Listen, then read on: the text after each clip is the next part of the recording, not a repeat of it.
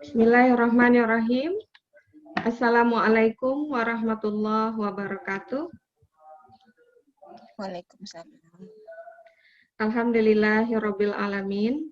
Wassalatu wassalamu ala asyrafil anbiya'i wal mursalin wa ala alihi wa ashabihi ajmain. Asyhadu an la ilaha illallah wa asyhadu anna Muhammadan abduhu wa rasuluh la nabiyya ba'da amma ba'du. Alhamdulillahirabbil alamin.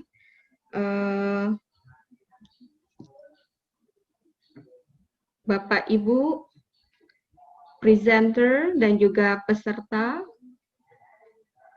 dalam kegiatan Batu Sangkar International Conference the Fifth yang diselenggarakan oleh Pasca Sarjana IAIN Batu Sangkar. Kami ingin mengucapkan selamat datang kembali di hari kedua International Conference. Bapak Ibu, let me introduce myself. My name is Nina Suzanne, and I am the moderator for this session. There are 4 articles that will be presented today in this parallel session from 4 incredible speakers. The first one is Strategi Transformasi Moderasi Beragama di Perguruan Tinggi. It will be presented by Suci Ramadanti Febriani and friends from UIN Maulana Malik Ibrahim Malang. The second one is Islam Moderat dan Ketahanan Keluarga. That will be presented by Petri Yulita Zil Arifah Hasni Dwi Anggres Arianti from IAIN Batu Sangkar. The third one is Penerapan dan efektivitas metode Qiraati dalam mengoptimalkan kemampuan baca Al-Quran. Studi di SMP Islam Terpadu Al-Mashkar Bina Insani Waringin Kurung. That will be presented by Oman Faturrahman dan Umi Kulsum from Pasca Sarjana UIN Sultan Maulana Hasanuddin Banten. And the last one is Interaksi Simbolik Masyarakat Madani dalam Perspektif Ilmu Sosial by Bapak Saiful Marwan from IAIN Batu Sangkar. Ladies and gentlemen, Bapak Ibu semuanya yang kami hormati, I think it is better for us to come directly to the first presenters because this is international seminar. Using English is suggested, but if you want to present in Indonesian, it doesn't matter. Jadi Bapak Ibu silahkan menggunakan bahasa Inggris atau bahasa Indonesia boleh dalam presentasi artikelnya. Tapi kalau dilihat dari judul sepertinya semuanya berbahasa Indonesia. Jadi silahkan senyaman mungkin. Baiklah, untuk tidak memperpanjang kata awal ini, kami persilahkan kepada Ibu Suci Ramadanti Febriani, Muhammad Fadli Akbar, dan Muhammad Salim untuk menyampaikan artikelnya. Silakan.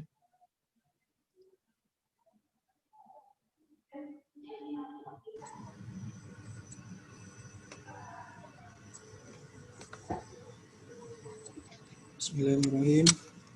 Assalamualaikum warahmatullahi wabarakatuh. Waalaikumsalam warahmatullahi wabarakatuh.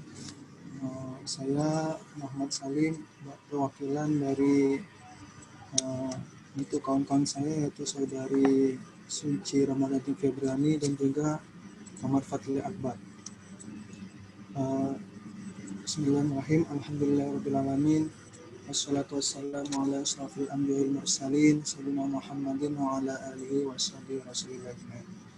Baiklah, untuk mempersingkat waktu, saya langsung akan mungkin cukup singkat, tidak perlu berlama-lama. Yang penting inti dari penelitian itu bisa tersampaikan dengan baik oleh audiens semua.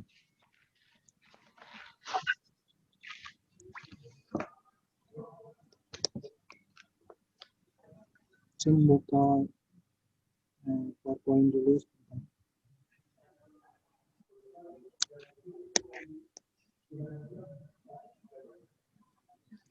Baiklah, untuk kali ini saya Maaf akan sedikit Bapak Muhammad ya. Bapak Muhammad Fadli Akbar, tolong suaranya agak dikeraskan volumenya karena kurang terdengar dan agak kecil. Terima kasih, Pak.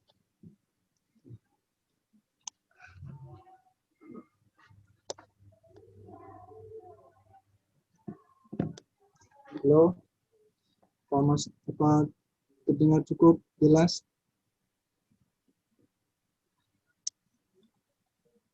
Tes, kalau Oke. sudah jelas? Oke, silakan Pak. Kalau bisa lebih keras, lebih bagus. Baiklah, untuk kali ini saya akan sedikit menjelaskan mengenai artikel kami, yaitu mengenai strategi transformasi moderasi beragama di perguruan tinggi.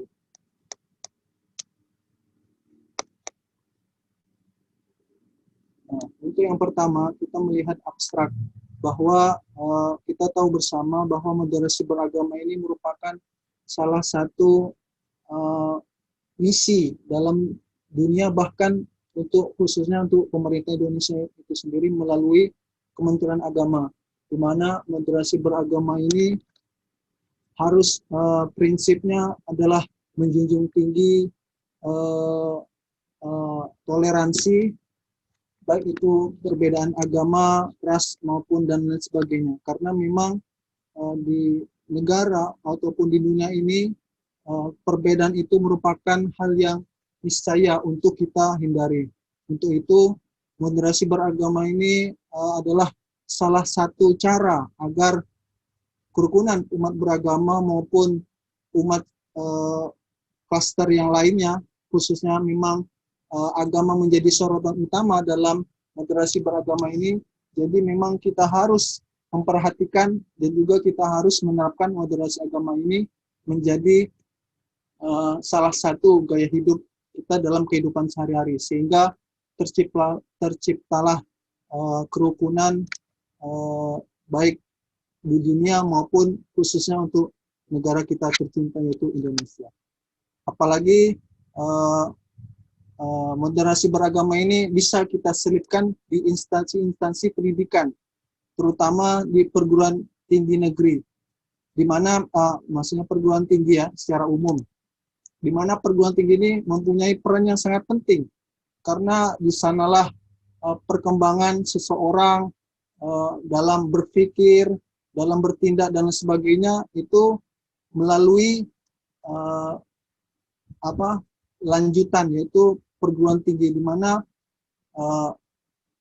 masa-masa itu seseorang sudah mencapai hampir dari masa-masa remaja menuju ke masa-masa dewasa. Nah, disitulah pencapaian terciptanya diri atau jati diri dia, apakah dia bisa menjadi orang yang lebih baik ataukah malah lebih buruk atau sebaliknya seperti itu.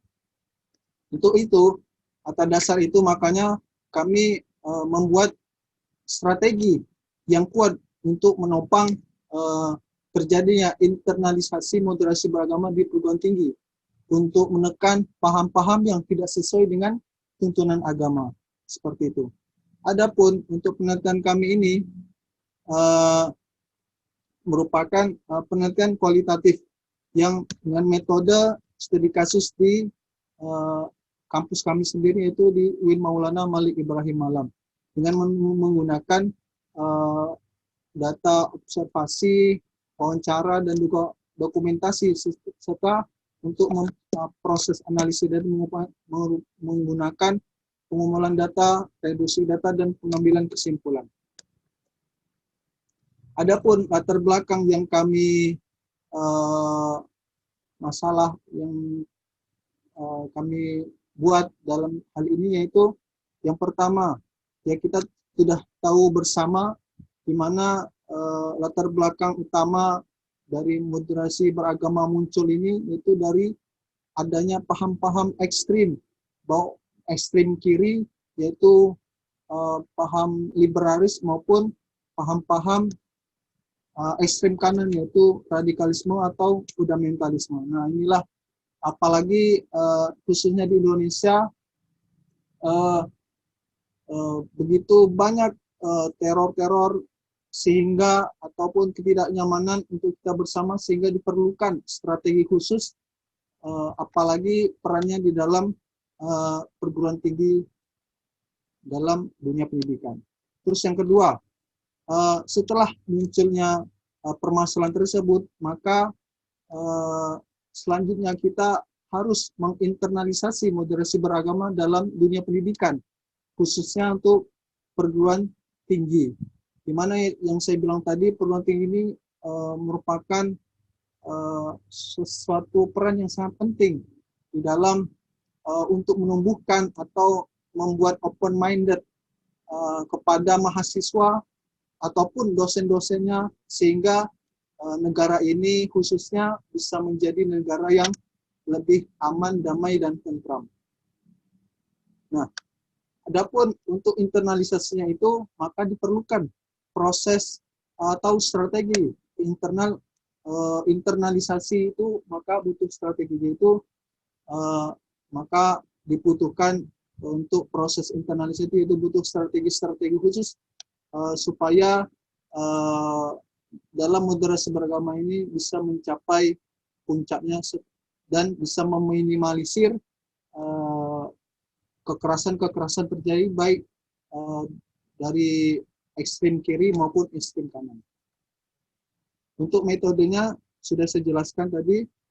Dan terakhir yaitu mengenai hasil penelitian kami, di mana di UIN Maulana Malik Ibrahim ada 3 yang kami ambil, kami simpulkan dari beberapa data-data dan fakta-fakta yang kami temukan. Yang pertama, di UIN Maulana Malik Ibrahim melakukan pengajaran agama yang komprehensif, di mana kita harus mengajarkan pendidikan agama khususnya harus secara komprehensif, secara keseluruhan. Tidak boleh kita memilah dan memilih atau hanya salah satu ilmu saja dan mengabaikan yang lain. Nah, itu kan nanti ditakutkan munculnya paham-paham yang yang tidak kita inginkan. Bahkan hanya satu, apalagi dia tidak mengetahui bahwa yang lain itu benar dan lainnya, bahkan dia menganggap dirinya paling benar. Nah, itu kan karena dia tidak tahu, maka diperlukan pengajaran-pengajaran khususnya agama itu secara komprehensif agar dia tahu, oh dari sudut pandang ini ada, walaupun berbeda pandangan, tetapi ada dalil-dalil yang memang sudah ditentukan. Seperti itu. Nah, ini tadi.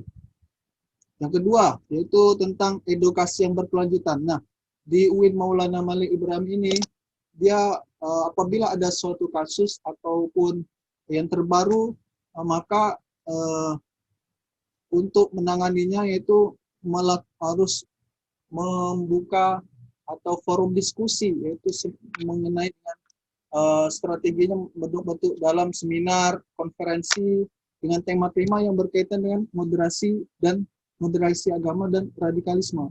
Nah, ini sangat penting agar dalam edukasi yang berkelanjutan ini tidak hanya sampai di situ saja, tetapi terus-menerus tidak berhenti, sehingga nanti diharapkan dari edukasi yang berkelanjutan ini bisa mencapai pemikiran-pemikiran yang terbuka, yang bisa menimbulkan toleransi apa yang didapatkan oleh edukasi yang berkelanjutan ini. Terus yang terakhir yaitu mengenai keteladanan tokoh, di mana UIN Maulana Malik Ibrahim memberikan wawasan tentang tokoh-tokoh nasional maupun internasional mengenai moderasi agama. Kita jadi di sini perlunya keteladanan tokoh, di mana UIN Maulana Malik Ibrahim salah satunya itu adalah mengangkat seorang moderasi Islam, yaitu Dr. Muhammad bin Abdul Karim Al-Isa dari Arab Saudi, di mana UI Maulana Malik Ibrahim ini mengangkat atau memberikan penghormatan karena beliau adalah salah satu tokoh yang menjunjung tinggi memperjuangkan moderasi Islam di dunia, sehingga inilah bisa mencapai keteladanan tokoh. Karena apa? Keteladanan tokoh ini merupakan hal yang sangat penting. Jangankan dalam moderasi beragama, dalam berkeluarga pun kita harus memberikan teladan yang baik terhadap anak-anak kita. Teladan anak-anak terhadap orang tuanya. Jadi orang tuanya harus memberikan teladan terhadap anaknya, tidak hanya sekedar berbicara saja. Maupun seperti guru juga. Jadi guru juga harus memberikan, tidak hanya memberikan hal-hal yang baik, tetapi juga harus memberikan keteladanan yang baik. Bahkan Rasul pun tidak hanya sekedar berbicara saja, akan tetapi beliau juga menerapkan, memberikan contoh dan juga teladan bagi sahabat-sahabatnya, sehingga bisa kena di dalam hati dan pikiran masing-masing. Sehingga keteladanan tokoh ini merupakan hal yang sangat penting. Tidak hanya sekedar berbicara keluar-keluar bahwa kita harus berbuat baik, tetapi kita sendiri malah berbuat sebaliknya. Nah, ini kan berarti kita tidak meneladani dari orang-orang yang di sekitar kita. Nah, itulah berapa pentingnya keteladanan tokoh ini yang harus diterapkan di UI Maulana Malik Ibrahim Alam. Mungkin cukup sekian yang dapat kami sampaikan. Saya kurang lebihnya mohon maaf. Saya kembali lagi kepada Ibu moderator, yaitu Bu Nina Suzani. Terima kasih. Okay, thank you very much, Bapak Muhammad Fadli Akbar and friends. Muhammad Salim, Bu. Muhammad Salim, Muhammad Salim. maaf. Ya, ya. Muhammad Salim ya. Yang satu lagi Bapak dengan Muhammad Fadli Akbar ya. Dan bertiga dengan Ibu Suci Ramadanti Febriani. Oke, terima kasih. It is very interesting. And let's discuss more about moderasi beragama sebagaimana yang digambarkan oleh Bapak Muhammad Salim dan teman-teman dari Malang gitu. Nah, Bapak Ibu, kami membuka sesi tanya jawab tentu saja. Silahkan langsung, boleh juga lewat chat. Silahkan Bapak Ibu. Any question? Sangat menarik ya yang disampaikan oleh Bapak Muhammad Salim tadi terkait dengan moderasi beragama. Yang ada, yang beliau fokuskan itu di Malang gitu.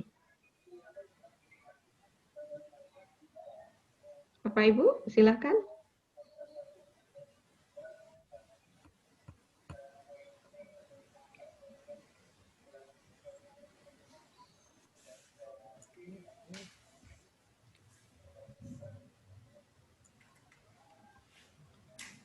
Saya, Ibu. Ya, Bapak Oman. Nah, silakan. Oke. Ya, di mana makin bajunya? Silakan Bapak Oman. Terima kasih atas waktunya kepada Ibu Moderator dan juga kepada Bapak Muhammad Salim yang sudah memaparkan makalahnya tentang moderasi beragama. Mungkin saya ingin sedikit berdiskusi dengan beberapa rekan-rekan partisipan yang pertama tadi dibahas tentang moderasi beragama. Nah, saya ingin mengetahui lebih banyak tentang makna daripada moderasi beragama itu sendiri, batasan-batasannya seperti apa. Karena memang yang kita ketahui, fenomena yang terjadi di negara kita, di masyarakat kita, kadang-kadang moderasi beragama ini kita lebih takut dengan label-label ekstremis ataupun radikalis yang selalu disematkan kepada umat Islam yang taat. Hampir rata-rata umat Islam yang taat, katakanlah ketika kita dilihat penampilannya lebih sunnah ataupun lebih islami, kadang-kadang mudah dicurigai dan kemudian dianggap ekstrim dalam melakukan atau dalam melaksanakan beragama. Nah, kemudian juga yang terjadi di beberapa organisasi saat ini kadang-kadang kebablasan dalam memaknai moderasi beragama, yang mungkin dia ingin menampilkan contoh keteladanan bagaimana toleransi beragama itu dalam agama Islam, menghargai dan menghormati peribadahan orang lain atau agama lain. Tetapi mereka melupakan bahwa ada al-hudud al-syar'iyah fil ibadah. Ada batasan-batasan syariat dalam agama kita itu melarang untuk tidak melakukan tasyabuh ataupun ikut serta dalam peribadahan agama orang lain atau agama lain, yang dalam arti di sini bersangkutan dengan akidah as-salimah atau akidah kita yang kita yakini bahwa tidak ada agama yang paling benar kecuali Islam. Artinya batasan-batasan syariat dalam agama kita kan sudah ditetapkan. Lalu bagaimana mengedukasi oknum-oknum tertentu yang memang sudah nyata terjadi di negara kita, ingin menampilkan contoh-contoh toleransi dalam beragama syariat. Maksud saya adalah pertanyaannya, solusinya bagaimana supaya ketika kita memberikan ataupun mensosialisasikan bagaimana konsep Islam atau Islam wasatiyah itu kepada kita selaku umat Islam agar tetap hidup berdampingan dengan baik dengan sesama manusia, tetapi tetap dalam koridor yang tidak melampaui batas syariat. Itu saja, terima kasih. Assalamualaikum warahmatullahi wabarakatuh. Waalaikumsalam warahmatullahi wabarakatuh. Terima kasih Bapak Oman Fatur Rahman dari Banten ya Pak ya. Oke, menarik sekali pertanyaan yang disampaikan oleh beliau tentang moderasi beragama, bagaimana agar kita tidak kebablasan gitu. Memang pernah kita dengar ya beberapa waktu yang lalu ada berita bahwa mahasiswa dibawa oleh dosennya ke rumah ibadah agama lain gitu, karena untuk menunjukkan moderasi beragama atau apa itu toleransi katanya. Tapi bagaimana agar hal itu tidak kebablasan, kita tetap hidup berdampingan tetapi tetap menjunjung syariat Islam. Silakan pemateri Bapak Muhammad Salim, langsung dijawab saja. Saya ikut nanya boleh Mbak? Ya, sebentar lagi Bu Septi ya. Kita jawab dulu satu pertanyaan, nanti kita meminta pertanyaan kedua. Silakan Bapak Muhammad Salim. Bismillahirrahmanirrahim. Saya mencoba menjawab dari pertanyaan saudara Oman. Yang saya ketahui, yang saya lihat dan saya baca di Kementerian Agama itu ada bukunya Moderasi Beragama, dan di sana menjelaskan beberapa batasan-batasan yang harus kita tahu dalam moderasi beragama. Yang saya tahu itu ada 3. Yang pertama, bahwa dalam moderasi beragama itu kita jangan sampai melakukan atau melanggar ketertiban umum. Maka jangan sampai kita beralasan beragama, kan tetapi kita jangan beralasan kita beribadah tapi mengganggu ketertiban umum. Nah ini kan melampaui batasan-batasan kepentingan umum itu sendiri. Jadi kita beribadah boleh, tetapi jangan sampai ketertiban umum atau masyarakat ramai atau kita beribadah di tengah jalan itu kan berarti kita telah melampaui atau berlebihan dalam beragama. Itu satu. Dan yang kedua, bahwa di dalam buku Kementerian Agama itu dalam batasan-batasan moderasi beragama. Yang kedua yaitu tidak melanggar kesepakatan yang telah ditetapkan. Sebagaimana negara kita ini negara yang telah disepakati oleh para tokoh, para pendahulu kita, para pendiri negara kita ini, di mana telah menyampaikan atau mensepakati bahwa negara kita ini negara Pancasila. Nah, bahwa di samping itu, setelah kesepakatan itu, maka kita tidak boleh melanggar kesepakatan yang telah ditetapkan bersama. Apabila kita melanggar, maka itu telah melampaui batasan kita terhadap moderasi beragama.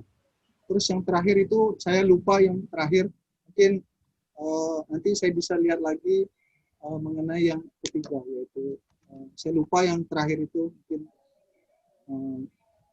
segitu yang bisa saya sampaikan. Terima kasih. Baiklah, terima kasih kepada Bapak Muhammad Salim atas jawabannya. Rasanya tidak perlu dikembalikan kepada Bapak Oman ya. Baiklah, terima kasih.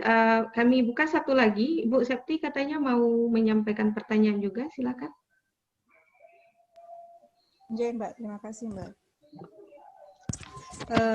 Pak Salim ya, ini yang presenternya ya.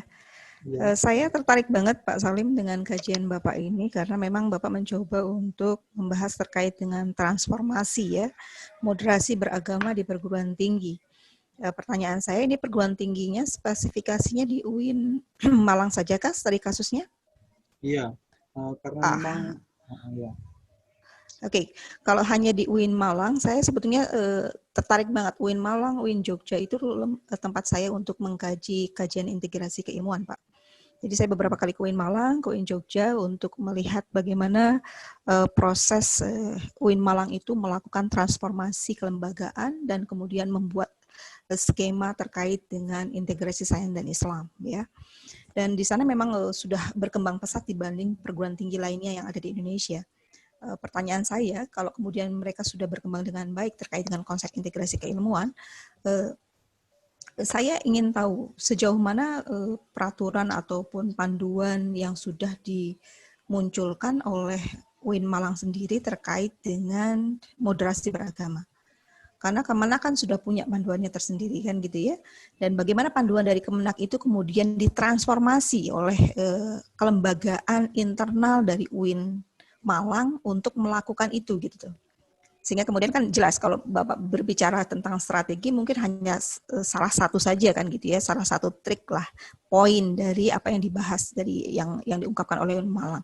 Nah sekarang yang ingin saya tahu, ada nggak kira-kira panduan internalnya sehingga kemudian itu sudah mulai diinsert nggak kira-kira dalam bagan kurikulumnya? Kalau integrasi sains dan Islam kan sudah masuk ke kurikulum, dia sudah terlihat dalam RPS-nya misalnya begitu, ya. Nah, kalau kemudian konsep moderasi beragama ini sejauh mana itu terinternalisasi dalam kurikulum? Apakah sudah ada panduan teknisnya secara akademik di UIN Malang? Mohon penjelasannya. Terima kasih. Terima kasih Bu Septi, menarik sekali pertanyaannya. Langsung saja Bapak Salim, apakah sudah ada panduan internal dari UIN Malang dan apakah sudah dimasukkan ke kurikulum? Silakan Pak. Baik, bismillahirrahmanirrahim. Saya akan mencoba menjawab mengenai pertanyaan saudari siapa tadi? Ibu siapa? Ibu Septi. Ibu Septi.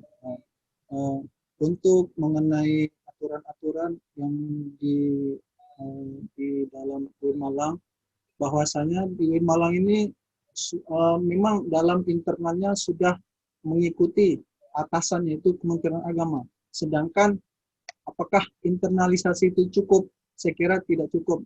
Dari faktor internal harus didukung dengan juga faktor eksternal, di mana dari beberapa tokoh yang saya ketahui di UIN Malang ini ada beberapa dosen saya itu memang S3-nya itu, disertasinya itu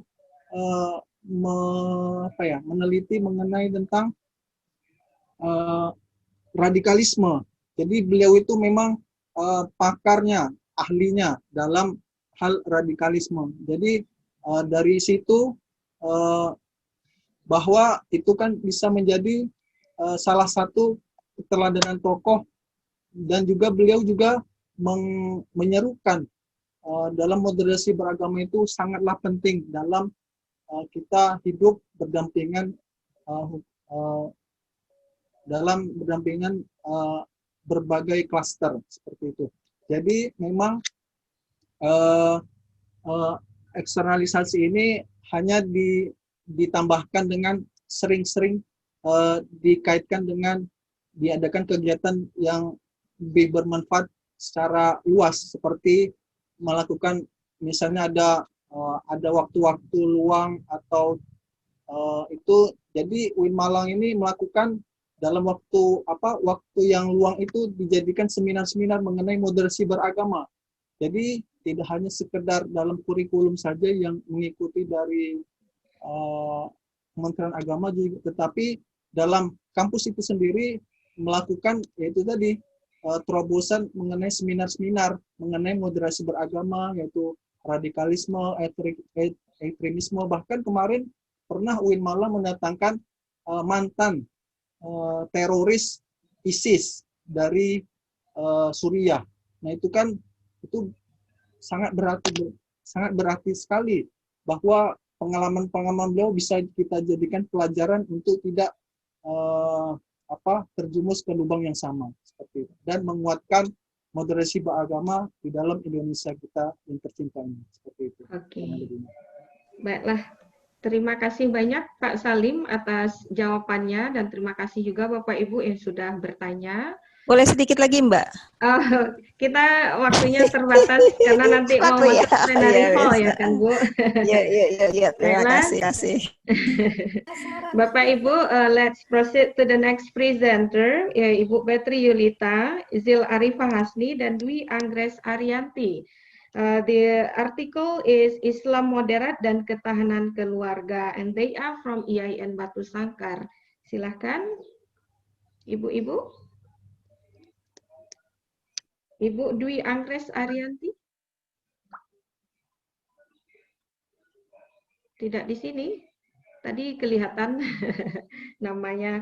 Baiklah, kalau begitu mungkin nanti ya kita langsung saja ke Banten. Nah, ini Bapak Oman Fatur Rahman dan Umi Kulsum akan menyampaikan materi atau artikel beliau yang berjudul Penerapan dan Efektivitas Metode Qiraati dalam mengoptimalkan kemampuan baca Al-Quran. Studi di SMP Islam Terpadu Al-Mashkar Bina Insani Waringin Kurung. Bapak Oman dan Ibu Umi Kulsum is from Pasca Sarjana UIN Sultan Maulana Hasanuddin Banten. Bapak Oman, please, 15 minutes.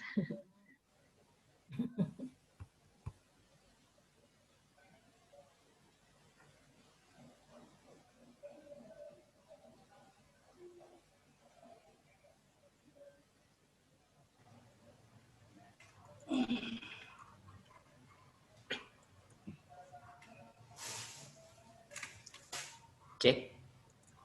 Terdengar suaranya, Bu? Iya, terdengar. Silakan.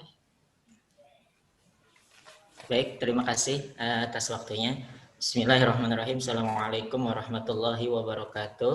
Waalaikumsalam warahmatullahi wabarakatuh. Alhamdulillahirabbil alamin wassalatu wassalamu ala asyrafil anbiya'i wal mursalin wa ala alihi wa sahbihi ajma'in, amma ba'd. Alhamdulillah saya masih bisa diberikan kesempatan untuk menyampaikan atau memaparkan makalah saya tentang makalah kami, saya Oman Fatur Rahman dan juga Ibu Dr. Hajah Umi Kulsum, yang insya Allah akan menyampaikan tentang penerapan dan efektivitas metode qiraati dalam mengoptimalkan kemampuan baca Al-Quran, studi di SMP IT Al-Mashkar Bina Insani Waringin Kurung, Serang, Banten. Adapun latar belakang penelitian kami ini adalah yang pertama mengenai metode qiraati adalah sebuah metode yang sedang tren dalam pembelajaran Al-Quran saat ini karena dianggap mudah untuk diterapkan dan juga sangat disiplin yang ketat dalam proses pembelajarannya. Akan tetapi ditemukan beberapa persoalan yang muncul pada lembaga sekolah menengah pertama Islam Terpadu Al-Masyar Bina Insani Waringkurung. Di antaranya mayoritas siswa yang belum mampu membaca Al-Quran dengan baik. Kemudian tajwid, dan selanjutnya beberapa siswa yang masih terbata-bata ketika membaca Al-Quran. Sedangkan yang kita ketahui dari berbagai sekolah yang menerapkan metode yang sama, yaitu metode qiraati, ketika mereka atau guru menyampaikan pembelajaran Al-Qur'annya dengan metode ini, alhamdulillah hampir 90% siswanya mampu membaca Al-Qur'an dengan baik. Bahkan bukan hanya mampu saja, mereka betul-betul menguasai ilmu tajwidnya dan juga bacaan-bacaan muskilat yang terdapat di dalam Al-Qur'an. Nah, berangkat dari sini, kenapa Sekolah Islam Terpadu Al-Masyar Bina Insani yang juga menerapkan metode yang sama, tapi justru bertolak belakang hasilnya tidak sama seperti sekolah-sekolah yang lain yang sama menggunakan metode qiraati dan menghasilkan ataupun siswanya mampu membaca Al-Quran dengan baik. Kemudian, adapun tujuan penelitian yang kami lakukan ini adalah yang pertama untuk mengetahui penerapan dan efektivitas metode qiraati pada pembelajaran Al-Quran di SMPIT Al-Masyar Bina Insani. Yang kedua, untuk mengetahui optimalisasi kemampuan baca Al-Quran dengan metode qiraati di SMPIT Al-Masyar Bina Insani. Untuk melakukan penelitian tersebut, kami menggunakan metode penelitian yaitu menggunakan jenis penelitian kualitatif dengan melalui pendekatan berupa deskriptif analitis atau penelitian yang data-datanya merupakan temuan lapangan serta hasil transkrip dan analisis dari observasi, wawancara dengan responden yang berkompeten dan dokumentasi tentang pembelajaran Al-Quran dengan metode qiraati di SMP Al-Masyar Bina Insani. Nah, setelah kami melakukan penelitian di lapangan untuk memperoleh data-data tersebut, sehingga kami menemukan bagaimana penerapan metode qiraati dalam pembelajaran Al-Quran di sekolah tersebut. Ternyata dari beberapa prinsip-prinsip metode qiraati yang sudah dibuat oleh foundernya, yaitu Kiai Haji Ahmad Dahlan Zarkasi di Jogja, yang tertuang dalam buku yang ditulis oleh putranya yaitu Imam Murjito, ternyata ada beberapa prinsip yang harus dipegang oleh seorang guru dan juga siswa. Di antara prinsip-prinsipnya itu adalah seorang guru harus memegang prinsip tiwagas, teliti, waspada, dan juga disiplin dan tegas saat memberikan pembelajaran Al-Quran dengan metode qiraati. Kemudian yang kedua ada daktun, yaitu tidak boleh menuntun, hanya memberikan contoh, kemudian mengajak siswa-siswinya atau santrinya untuk mengikuti pembelajaran sesuai dengan metode qiraati. Nah, setelah guru memegang prinsip tersebut, ada juga syarat dan ketentuan seorang guru ketika ingin menggunakan metode qiraati ini di dalam pembelajaran atau proses pembelajaran Al-Quran. Yaitu yang pertama, seorang guru harus mengikuti pembinaan atau pelatihan terlebih dahulu di setiap koordinator cabang qiraati yang terletak di daerah atau wilayahnya masing-masing. Itu yang pertama. Yang kedua, setelah melakukan atau mengikuti pembinaan dari mulai jilid 1 sampai dengan jilid 6, kemudian dilanjutkan dengan bacaan gharib atau muskilat, setelah itu pembacaan tajwid dan juga sampai tahsin, guru tersebut akan diuji akan sertifikat mengajar qiraati. Artinya guru tersebut layak untuk mengajarkan metode qiraati di sekolah tersebut. Nah, setelah mendapatkan sertifikat qiraati ataupun syahadah untuk mengajar mengajar Al-Quran dengan metode dengan metode qiraati ini, setiap guru tersebut harus aktif mengikuti metodologi pembelajaran qiraati. Nah, ternyata setelah kami melakukan observasi lapangan, wawancara, dan juga mengumpulkan beberapa dokumentasi dari beberapa syarat yang tadi sudah ditetapkan itu ternyata di sekolah tersebut dari 24 guru yang mengajar qiraati hanya 3 orang guru saja yang sudah memiliki syahadah ataupun yang mengajar metode mengajar Al-Qur'an dengan metode qiraati ini. Sehingga kita dapati bahwa yang terjadi adalah penerapan metode qiraati di sekolah tersebut belum terlaksana dengan efektif, dan juga kebanyakan siswanya belum mampu membaca Al-Quran dengan optimal atau dengan baik, dikarenakan beberapa faktor yang diantaranya adalah beberapa guru belum memiliki syahadah atau memiliki sertifikat pengajar qiraati. Dan yang kedua, kenapa impactnya adalah karena guru belum berkompeten dalam mengajar Al-Quran dengan metode ini, sehingga hasil yang diharapkan pun belum terlaksana dengan baik, yaitu kemampuan siswa dalam membaca Al-Quran belum optimal.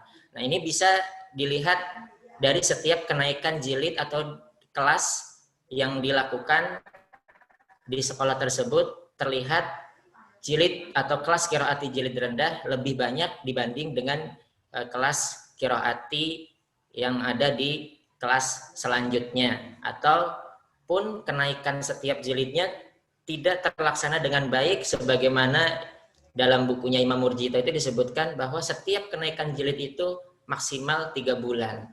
Tapi data yang kita temukan di sekolah tersebut ada yang sampai 1 tahun belum juga naik jilid. Nah, maka di akhir penelitian ini kami simpulkan bahwa pertama, penerapan metode qiraati pada pembelajaran Al-Quran di lembaga SMP ITL Maskal Bina Insani belum terlaksana dengan efektif. Hal ini dapat dibuktikan dengan adanya beberapa guru yang belum bersyahadah atau memiliki sertifikat mengajar qiraati. Yang kedua, kemampuan siswa dalam membaca Al-Quran di sekolah tersebut belum optimal. Hal ini pun dapat dibuktikan dengan jumlah siswa di kelas qiraati jilid rendah melampaui batas, dikarenakan proses pembelajaran untuk kenaikan setiap jilidnya tidak sesuai dengan waktu yang telah ditentukan. Demikian pemaparan kami. Saya mewakili Ibu Dr. Umi Kulsum dalam menyampaikan hasil penelitian ataupun makalah kami. Terima kasih atas waktunya. Jazakumullah khairan katsir. Assalamualaikum warahmatullahi wabarakatuh. Waalaikumsalam warahmatullahi wabarakatuh. Terima kasih Bapak Oman. Apakah Ibu Umi Kulsum akan menyampaikan beberapa tambahan? Sedikit saja ya. Assalamualaikum warahmatullahi wabarakatuh. Waalaikumsalam. Terima kasih Bu Nina. Ini maaf saya kembali karena tadi backgroundnya pakai itu ternyata masih amatir. Jadi belum. Oke. Jadi saya hanya menambahkan bahwa apa yang kami duga di dalam menentukan metodologi pembelajaran itu diantaranya adanya pertimbangan, kalau selama ini kita teori mengatakan bahwa ketika hendak memilih sebuah teori pembelajaran, itu yang dipertimbangkan adalah materi pembelajaran, kemudian kondisi waktu, kemudian peserta didiknya, gitu, psikologis peserta didik. Kita melupakan satu, bahwa sesungguhnya untuk pertimbangan ketika menentukan metode apa yang tepat untuk pembelajaran, diantaranya adalah kompetensi dari gurunya itu sendiri. Saya contohkan begini, ketika metode itu sangat booming, keren, tren, dan menjadi pembicaraan di mana-mana seperti IT misalnya. Nah, ketika kita tidak bisa menentukan bahwa harus IT karena ini sesuatu yang baru, yang booming. Nah, kalau guru itu sendiri ternyata kurang menguasai di IT itu, misalnya dia lebih berkompeten di bidang diskusi, atau misalnya apa namanya, misalnya selain diskusi, misalnya studi banding atau yang lainnya gitu, itu akan lebih efektif ketika metode itu digunakan ketimbang apa yang kata orang, apa yang dibicarakan orang itu keren. Itu salah satunya. Yang kedua, untuk guru itu sendiri sesungguhnya menjadi pembelajaran bahwa harus selalu update tentang metodologi itu sendiri. Jadi ketika ada booming metode seperti yang kami teliti ini, misalnya metode Qiroati, meskipun orang bilang keren, ketika gurunya sendiri tidak update, tidak terus belajar tentang itu, ya dampaknya akan terjadi seperti ini. Itu yang kemudian kami pahami, bahwa inilah sesungguhnya kesimpulan bahwa kita tidak harus selalu mengikuti tren ketika kita sendiri tidak melakukan update pada keilmuan yang kita miliki. Saya pikir itu saja, Bu Nina. Terima kasih. Assalamualaikum warahmatullahi wabarakatuh. Waalaikumsalam warahmatullahi wabarakatuh. Terima kasih Ibu Umi Kulsum. Ya, memang benar ya seperti yang dikatakan oleh Ibu, bahwa kita harus sebagai guru atau sebagai dosen harus update terhadap keilmuan kita itu sendiri. Kemarin kan itu juga jadi pertanyaan ya bagi salah seorang peserta, bagaimana kami yang kurang kemampuan ini, yang tidak begitu tahu tentang teknologi, bisa menerapkan berbagai macam aplikasi-aplikasi gitu untuk membantu pembelajaran. Nah, intinya memang perlu kompetensi guru itu diperhatikan dan guru pun harus mengupdate kemampuannya sendiri. Baiklah, Bapak Ibu, silahkan yang mau bertanya terkait dengan metode Qiroati ini dalam mengoptimalkan kemampuan baca Al-Quran. Kami persilahkan secara langsung, boleh juga melalui chat.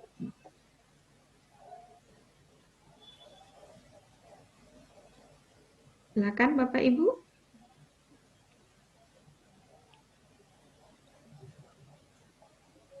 Berarti metode Qiroati ini baru digunakan atau itu memang sudah jadi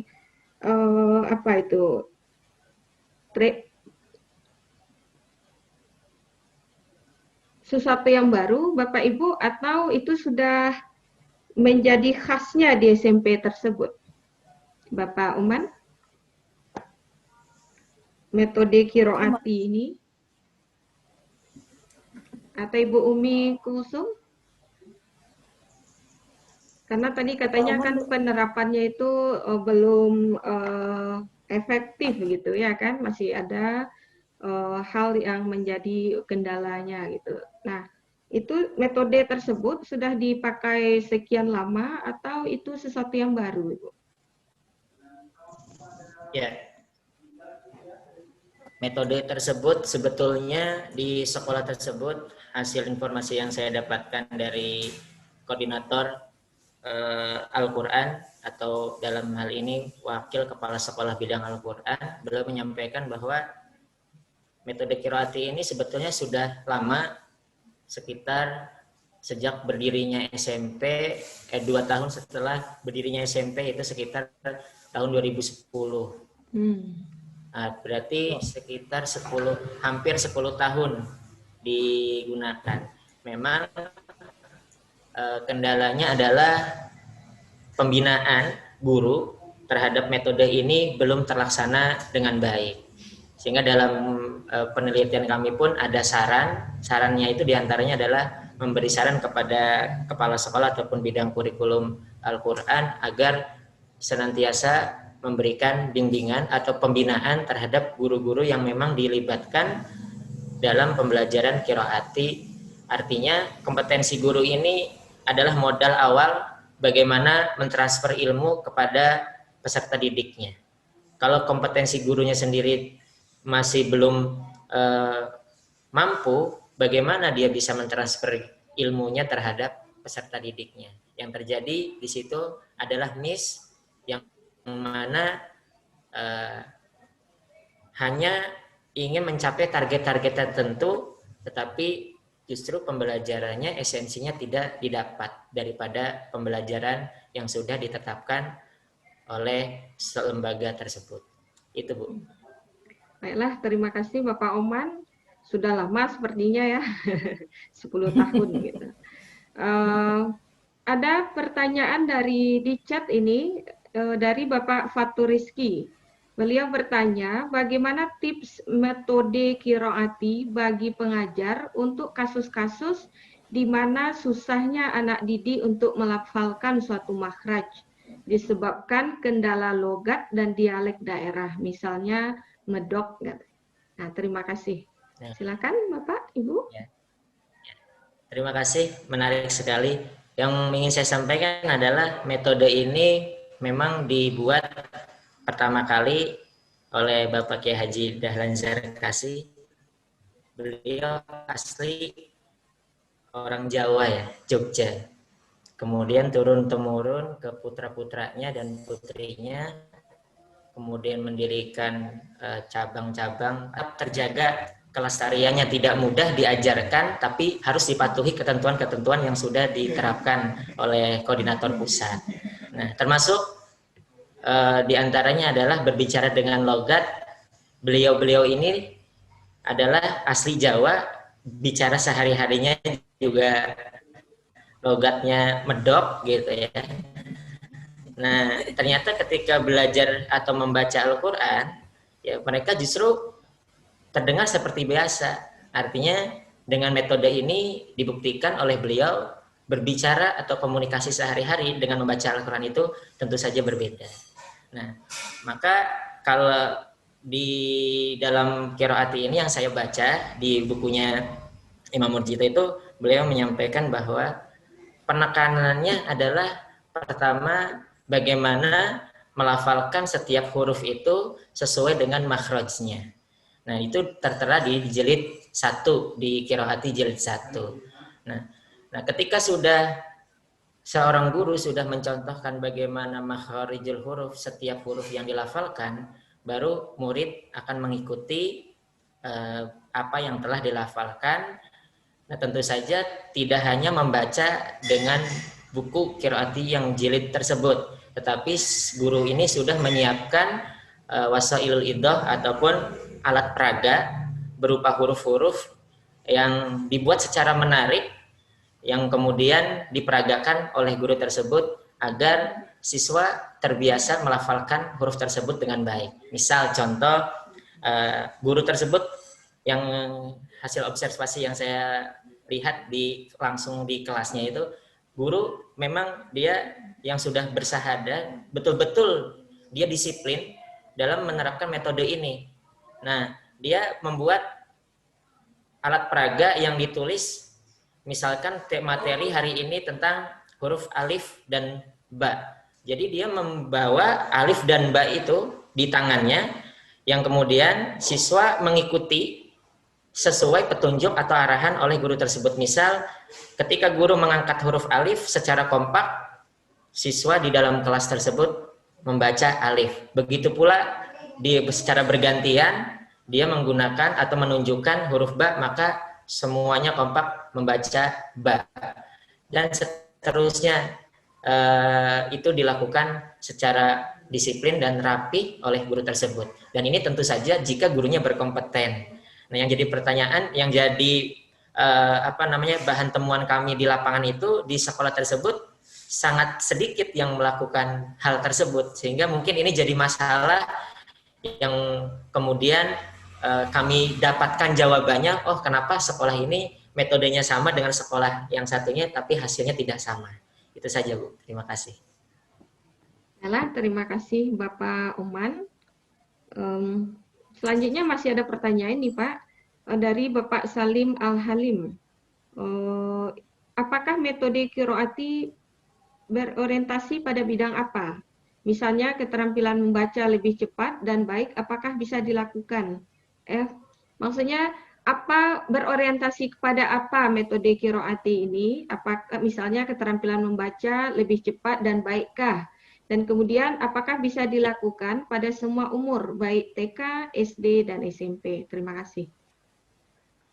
Ya, Yang untuk metode qiraati ini orientasinya memang dia kan ada prinsip siswa dalam metode ini adalah CBSA, cara belajar siswa aktif, kemudian CLTB, cara siswa membaca tepat dan benar. Artinya orientasinya memang betul-betul siswa diajak untuk membaca dengan baik, dengan tartil dan cepat. Maka kebanyakan di beberapa metode itu ketika guru mengajar tentang pembelajaran Al-Quran, rata-rata siswa dituntun ketika dia tidak bisa membaca. Tapi kalau untuk di qiraati ini tidak ada yang namanya dituntun oleh guru. Maka ketika ada prinsip yang namanya daktun ataupun tidak boleh menuntun, betul-betul guru yang tadi saya sampaikan menggunakan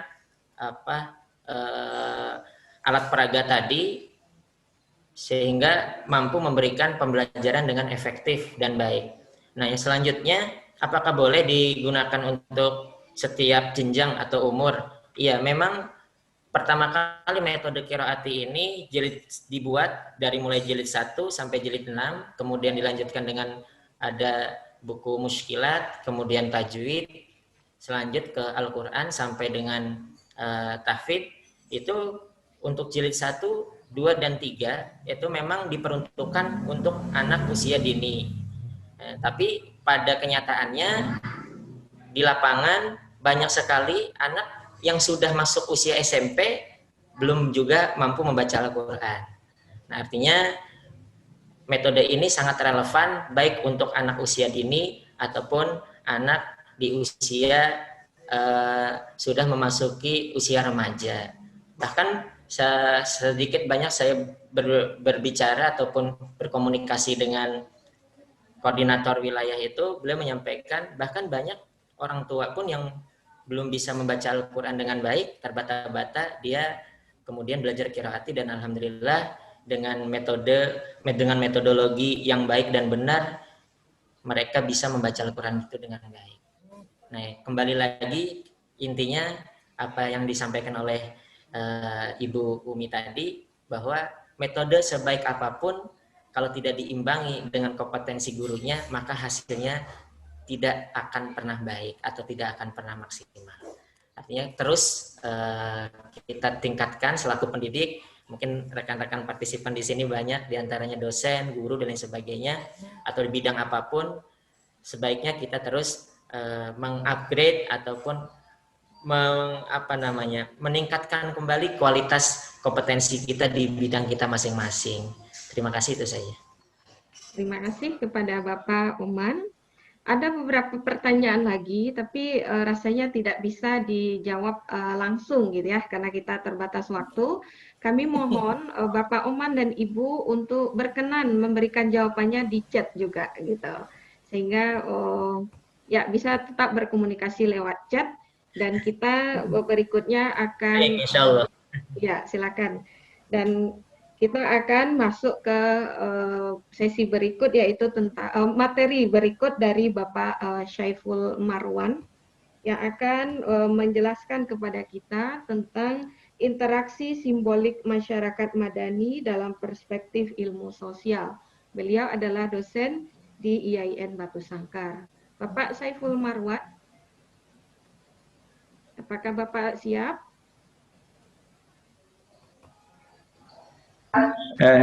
Ya Bu, insyaallah.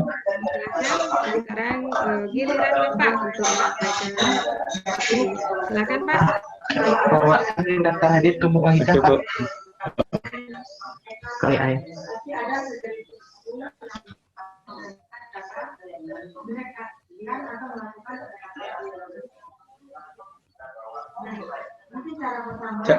Coba dulu share screen-nya. Sudah diapakan ya? Sudah di off-kan Pak Oman.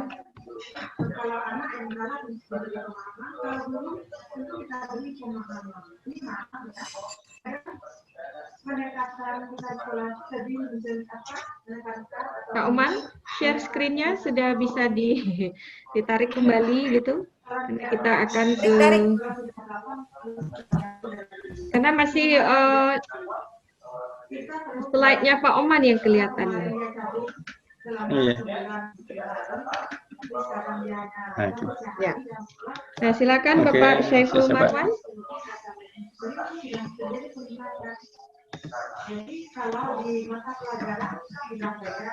Oke, assalamualaikum warahmatullahi wabarakatuh. Udah. Iya, ya udah. Waalaikumsalam. Tadinya suruh narik itu screen-nya. Udah.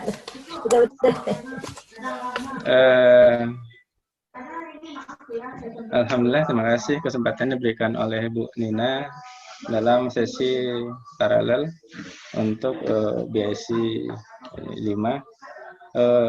Dalam hal ini saya mungkin akan sedikit mempresentasikan terkait dengan interaksi simbolik masyarakat madani dalam perspektif ilmu sosial. Nah, sebagai pengantar daripada kita lihat bagaimana perbauran masyarakat itu di dalam dinamika sosial menunjukkan berbagai macam pola yang unik yang terlihat dan menjadi simbol dalam kehidupan bermasyarakat. Bermacam pola yang berkembang menjadi ciri khas dan penanda interaksi antara hubungan masing-masing individu dengan individu dengan masyarakat. Adapun berbagai tindakan individu tersebut menonjolkan bentuk yang menjadi penanda dan pola sehingga berkembangnya menjadi bagian dari bentuk dan pola masyarakat juga. Menunjukkan perilaku baik kepada orang lain itu adalah bentuk simbol yang positif dan mencerminkan identitas seorang yang baik. Berbagai bentuk perilaku setiap individu yang seperti ini akan dinamika kelompok menjadi berkembang dan terlihat dinamis. Hal ini mungkin akan dihasilkan dari masing-masing individu yang secara mandiri dan berkualitas, dan ini kan berimplikasi besar terhadap kelompok yang lebih besar, yaitu masyarakat. Dan masyarakat ini yang berdampak akan hal ini memiliki corak atas ini menyatakan bahwa masyarakat ini telah mandiri, dan itu yang kita lihat dalam masyarakat yang mandiri yang kita sebut dengan masyarakat madani. Masyarakat madani yang secara umum yang kita juga mengenalnya civil society, yang dapat diartikan sebagai masyarakat yang beradab dalam membangun, menjalani, dan memaknai kehidupan. Kata madani sebenarnya berasal dari Arab, tapi dalam pandangan ilmuwan Barat mengenal istilah itu dengan civil society, sehingga istilah masyarakat madani juga dikenal dalam masyarakat yang berperadaban, ya. Kemudian yang istilah madani yang dimunculkan oleh Anwar Ibrahim, mantan wakil Perdana Menteri dari Malaysia ini, yang merupakan konsep yang diambil dari masyarakat yang masyarakat Madinah yang hidup, yang akur dan berkembang dalam konsep yang bersifat moderasi tadi. Nah, secara tujuannya penelitian ini memang saya ambil berdasarkan kajian dari literatur review, ya, dengan tujuan penelitian untuk mendapatkan bagaimana pola-pola fenomena sosial masyarakat yang madani yang diharapkan masyarakat dalam yang pada saat sekarang ini. Kemudian saya singkat sedikit teori yang berkembang yang disampaikan oleh Praitno sendiri terkait dengan teori interaksionisme simbolik ini dalam pandangan sosiologi dan ilmu sosial itu mengarah kepada perilaku individu dan kelompok sebagai objek. Artinya, yang dilihat dalam simbolik ini adalah bagaimana bentuk-bentuk perilaku individu dan kelompok, sehingga memperlihatkan bagaimana pola yang berkembang dalam masyarakat sendiri. Kemudian kita lihat akar tertuanya itu sebenarnya dari Max Weber. Bagaimana paradigmanya dalam definisi sosialnya yang dikembangkan sebagai sosiolog, ya, yang berkebangsaan Jerman ini, bagaimana dia menjelaskan secara interpretatif, yaitu yang melihat bagaimana makna-makna yang subjektif dari sebuah proses interaksi sosial timbal balik untuk memahami implikasi-implikasi yang dilahirkannya. Nah, jadi banyak daripada tokoh ini yang memakai, terutama kita kaji terkait yang pendapat oleh Mead sendiri, George Herbert Mead, yang mencerminkan bahwa dalam proses simboliknya, ya, dalam proses interaksi simboliknya mencerminkan fakta bahwa masyarakat yang lebih umum itu sebagai atau disebut kehidupan sosial menempati prioritas dalam analisanya. Jadi Mead sendiri memberikan prioritas pada dunia sosial dalam memahami pengalaman sosial karena keseluruhan kehidupan sosial itu mendahului pikiran individu secara logis atau maupun temporer. Sehingga terkait dengan mit ini menggambarkan bahwa bukan pikiran yang pertama kali muncul, melainkan dulu muncul dan baru diikuti pemikiran muncul pada diri masyarakat tersebut. Simbol interaksi masyarakat ini menjadi dasar individu dalam berpikir secara subjektif dan objektif.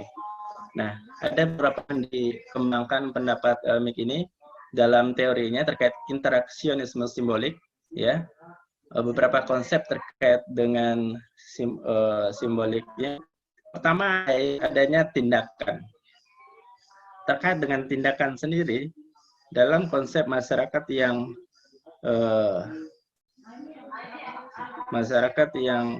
menampakkan simbol-simbolnya dalam bentuk tindakan, pandangan Mead itu memberikan gambaran perilaku yang dilakukan dengan pendekatan yang melihat stimulus dan respon dalam berbagai tindakan perilaku.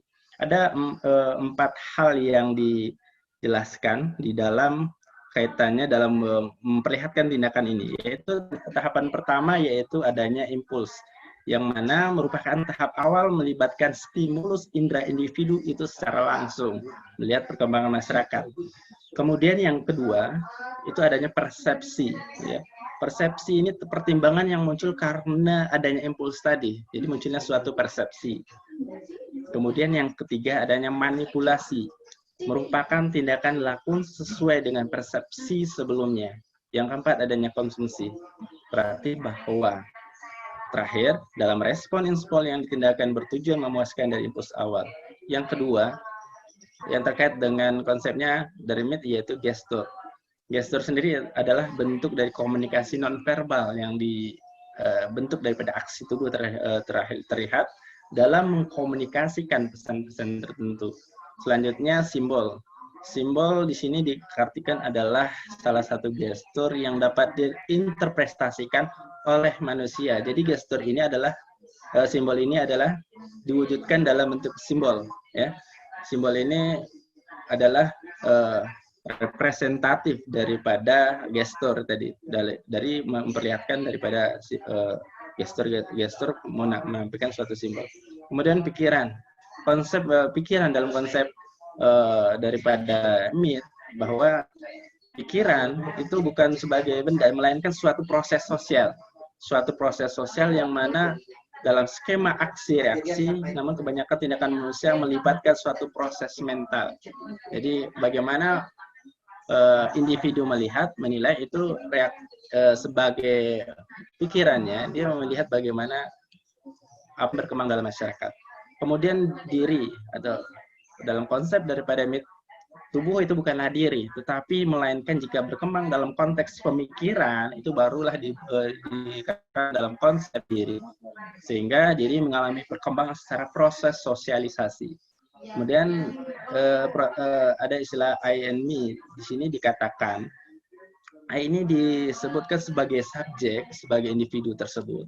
Kemudian me ini dikatakan sebagai objeknya adalah manusia yang dilihat dalam perkembangan kehidupan bermasyarakat. Sehingga dalam konteks aksi dan reaksi terjadi adanya berbagai pertimbangan dan pemikiran dalam konsep I dan me. Kemudian yang ketujuh ada konsep masyarakat. Masyarakat dalam kajian interaksionisme simbolik dalam pandangan George Herbert Mead ini bukan masyarakat dalam pengertian makro, melainkan dalam pengertian mikro yang terkait dengan interaksi organisasi sosial, tempat akal budi atau serta diri. Jadi Mead berpendapat bahwa masyarakat ada sebelum individu dan proses mental atau proses berpikir muncul dalam masyarakat. Jadi dalam proses pembangunan konsep daripada interaksi sosial, interaksi simbolik dari masyarakat Madaniyah itu adalah bagaimana representatif yang positif daripada masyarakat yang kita lihat.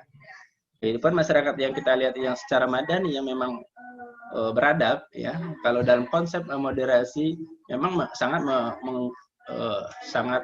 sangat mendukung sekali dalam konsep moderasi beragama, karena itulah yang terjadi di dalam masyarakat yang madani. Itu semua ada konsep yang demokrasi, konsep yang objektif dari masing-masing individu dalam melakukan berbagai tindakan, karena dia melihat berbagai contoh yang positif yang melahirkan buah pikiran dalam bentuk berbagai tindakan yang positif. Mungkin itu saja, demikian dari saya. Assalamualaikum warahmatullahi wabarakatuh. Waalaikumsalam warahmatullahi wabarakatuh. Terima kasih kepada Bapak Syaiful Marwan. Mohon maaf Bapak Ibu dan juga Bapak Syaiful Marwan, karena kita keterbatasan waktu. Ada satu lagi pemateri yang tadi kita kira mungkin tidak hadir berhalangan, ternyata beliau ada, sehingga kita berikan kesempatan kepada mereka untuk juga mempresentasikan artikelnya. Nah Bapak Ibu, pertanyaan untuk Bapak Syaiful Marwan, kami ingin Bapak Ibu sampaikan lewat room chat, sehingga bisa dijawab oleh beliau nanti di lewat room chat juga gitu. Terima kasih Pak Syaiful Marwan. Kita lanjutkan kepada pemateri terakhir yang sebenarnya kedua tadi ya, Ibu Betri dan kawan-kawan yang akan menyampaikan materi artikel mereka dengan judul Islam Moderat dan Ketahanan Keluarga. Nah, Ibu Betri dan kawan-kawan juga berasal dari IAIN Batu Sangkar. Silahkan yang akan disampaikan oleh Ibu Zil Arifah Hasni. Ya. Oke, silakan.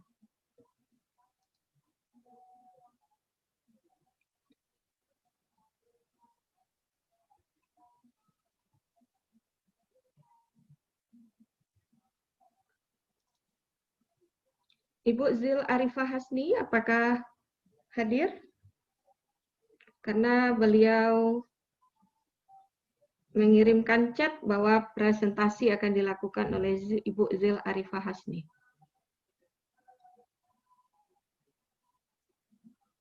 Ya Bu, Hazil Arifah. Oke, silakan. Silakan untuk menyampaikan materinya. Baik Bu. Assalamualaikum warahmatullahi wabarakatuh. Waalaikumsalam warahmatullahi wabarakatuh. Baiklah, saya mewakili Betri Yulita dan Dwi Anggres Arianti untuk menyampaikan artikel kami tentang moderat Islam dan ketahanan keluarga. Baiklah, untuk pendahuluannya, maksud saya penelitian ini merupakan penelitian kepustakaan. Kami mengangkat tema tentang ketahanan keluarga dan hubungannya dengan pengetahuan tentang moderat Islam atau Islam moderat.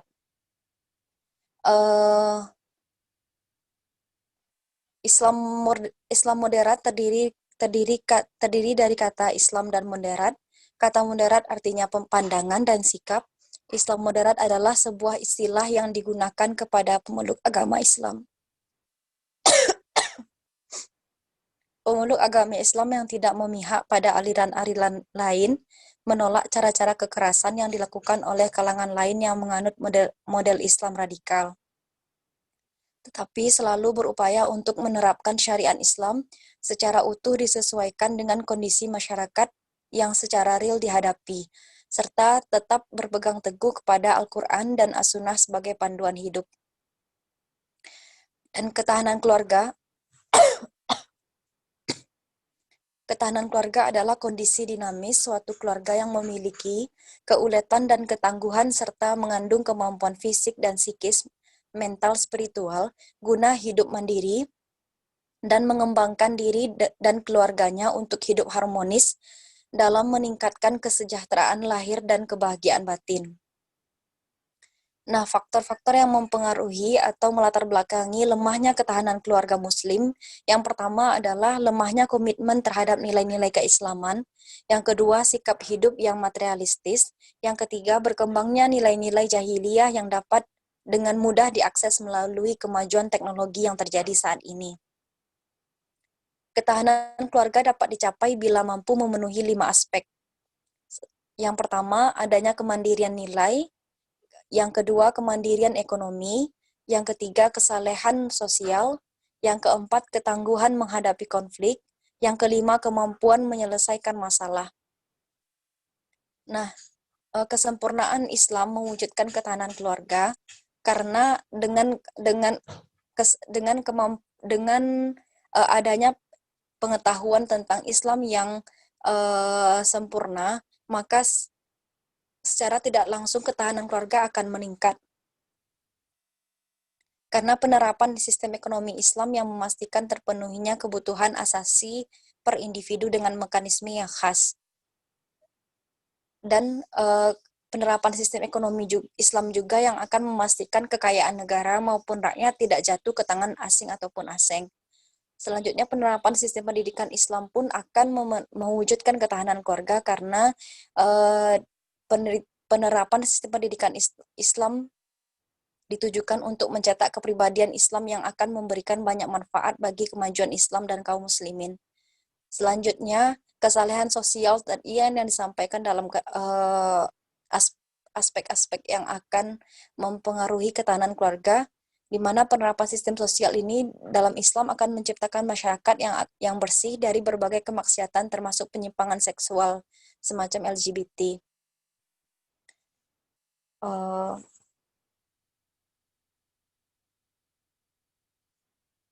Dan ini diangkatkan karena melihat banyaknya kekerasan dalam rumah tangga maupun keterbelakangan ekonomi dan hal-hal yang sudah biasa kita lihat di negara kita ini.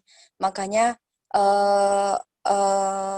pemahaman atau pengetahuan tentang Islam itu sangat mempengaruhi ketahanan keluarga kita.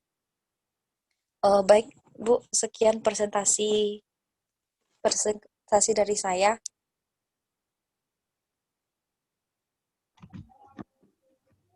Baiklah, terima kasih kepada Ibu Zil Arifah Hasni ya, yang sudah memberikan penjelasan terkait Islam moderat dan ketahanan keluarga. Nah, Bapak Ibu, mohon maaf ya karena keterbatasan waktu. Kalau ada Bapak Ibu yang ingin bertanya, itu bisa disampaikan nanti lewat grup WA atau kan bisa dapat nomor HP masing-masing ya lewat grup WA gitu. Karena jam 9 kita masih punya waktu 1 menit lagi.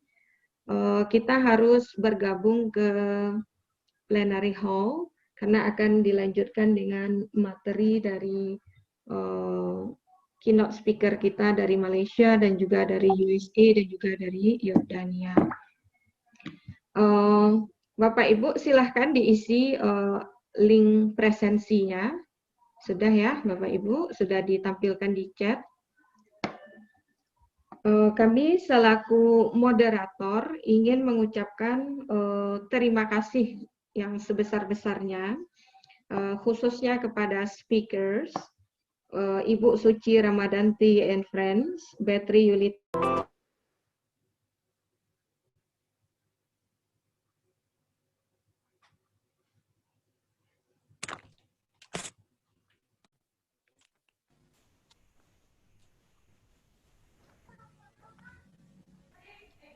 Halo, Assalamualaikum, Bu Neng. Salam.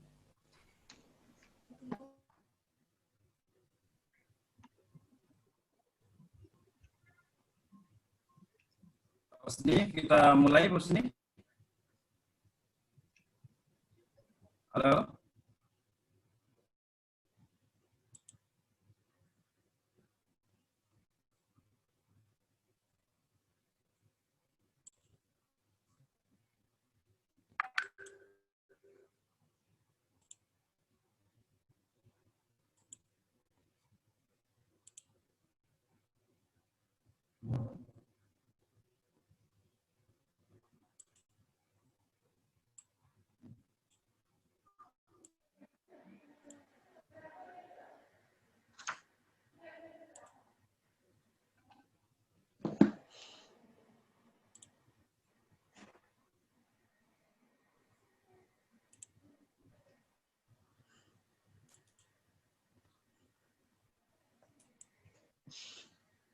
Halo.